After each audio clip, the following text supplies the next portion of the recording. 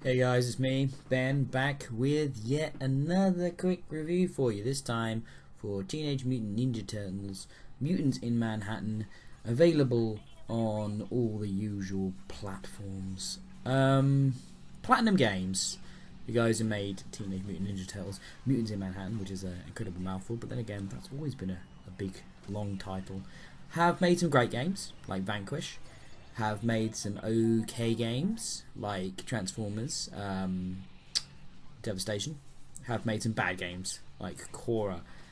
Sadly, Mutants in Manhattan isn't a great game. It's another game Platinum have done. They're a small little studio. It's another game they've taken on of a licensed product like Transformers. Now, Transformers I actually played and that was pretty cool. I didn't have the big nostalgia sort of connection, I suppose, to that license like I do for Turtles. When I was growing up, when I was little, I was a massive Teenage Mutant Ninja Turtles fan. I had all the action figures, I had favourite Turtles, I had the blimp, I had, you name it. I loved the cartoon, I loved, not so much the comics, because the comics are actually far more adult, and I think I read them later in life, and they're really quite different. And then I've even kind of enjoyed the Michael Bay produced movie, which I thought was okay. With Mutants in Manhattan, the visual style is more reminiscent of the cartoon, though it's got a really cool cel shaded look to it. And the visuals in general are nice, though the character models are good. The environments are really bland and boring, though. Basically, the game is there's a story, but it's fairly surface level, and it does feel like this was maybe made for the kids that love the franchise. It's time to come out around the time of the new movies about to come out, and it feels like it's kind of connected to the Nickelodeon cartoon series and stuff like that. So it feels very accessible, and I think the problem there is that much like in the way the Transformers and Korra were meant to be accessible, it sadly means that the gameplay that Platinum are known for, the kind of slightly complex, fast, action-paced combat, is a bit dull. It's repetitive. It's very much a brawler, quite a simplistic hack and slash game.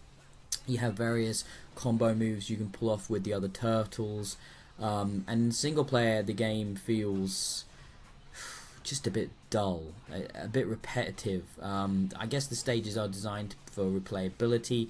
Each of them revolves around basic kind of quest: go here, kill this; go here, unlock this; go here, hack that. Until you fill up a bar, which means you get to face the boss of that stage. Bebop, Rocksteady, Shredder, Krang, bunch of them from the wider expanded sort of universe, but they all fight differently. The bosses, they do have sort of a different challenge to facing each of them, but in the end of the day, you're just wailing down multiple health bars until you knock them down, knock them out, and then beat them. You get ranked as you go through, and that's kind of what you expect. There's some sort of customization elements to the loadouts, which adds a little bit of depth, but it all just feels a bit dull, especially by yourself. Now, I did have the briefest go playing with others, which I feel like is the whole point of this game, but there's no couch co-op option here. It's online only, and there are very few people playing this game online. And I want to stress that you can't play this on your couch, with your kids or with your friends, which feels like a crazy thing for a Turtles game not to have. Absolutely bonkers. Or just for a beat 'em up not to have. Streets of Rage was great with a friend. Golden Axe was great with a friend. And many more modern examples, which I'm failing to think of right now. They're better with friends. As it is, playing these kind of game, even with sort of decent enemy varieties and the odd different sort of location, these environments are bland. The mechanics are bland. The actual sort of fighting, it's bland and dull.